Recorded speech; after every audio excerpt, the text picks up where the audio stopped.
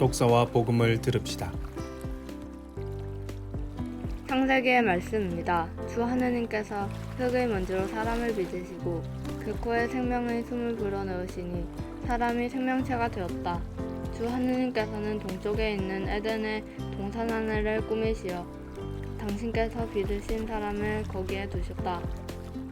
주 하느님께서는 보기에 탐스럽고 먹기에 좋은 온갖 나무를 흙에서 자라게 하시고 동산 한가운데에는 생명나무와 선과 악을 알게 하는 나무를 자라게 하셨다.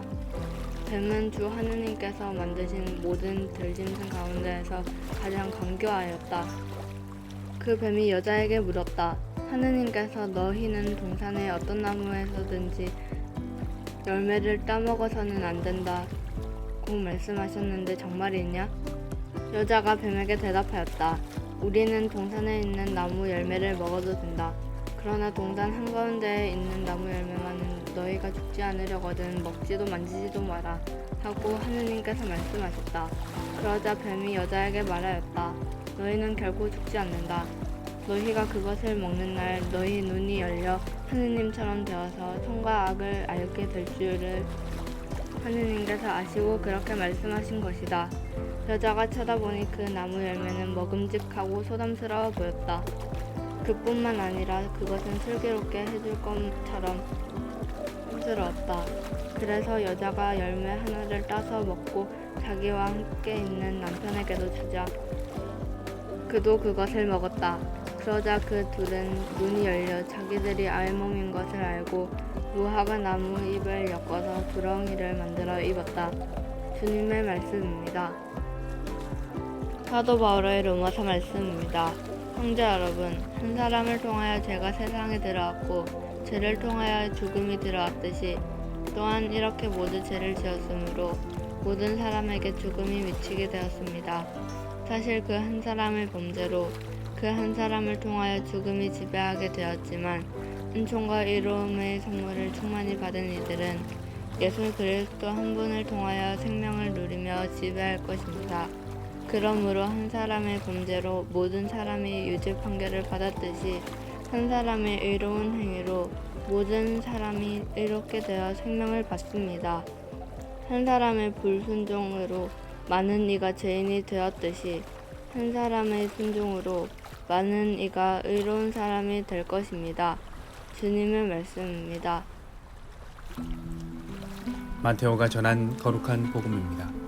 그때 예수님께서는 성령의 인도로 광야에 나가시어 악마에게 유혹을 받으셨다. 그분께서는 40일을 밤낮으로 단식하신 뒤라 시장하셨다. 그런데 유혹자가 그분께 다가와 당신이 하느님의 아들이라면 이 돌들에게 빵이 되라고 해보시오 하고 말하였다. 예수님께서 대답하셨다. 성경에 기록되어 있다.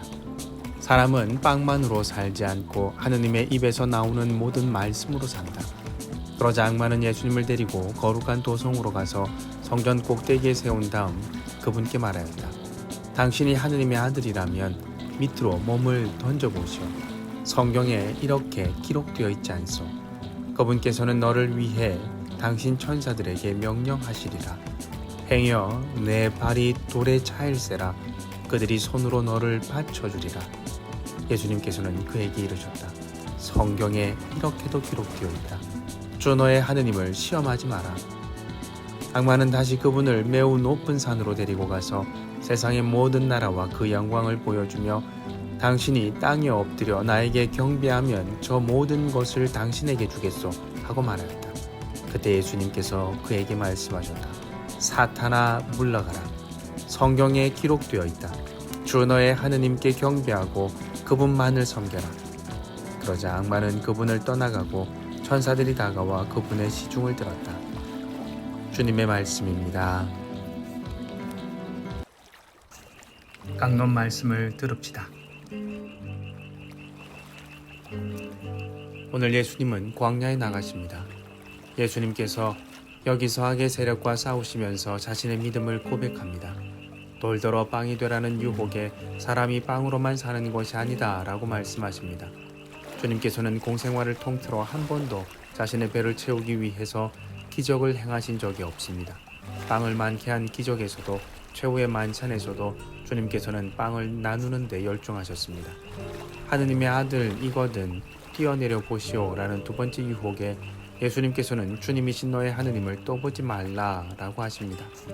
이 말씀은 성삼일에 다시 들을 수 있는 말씀입니다.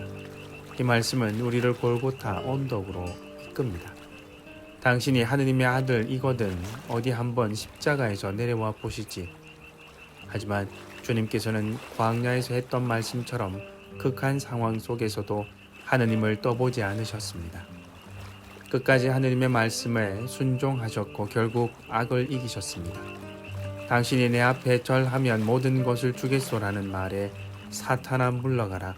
주님이신 너의 하느님을 경배하고 그분만을 섬겨라 라는 말씀을 인용하십니다.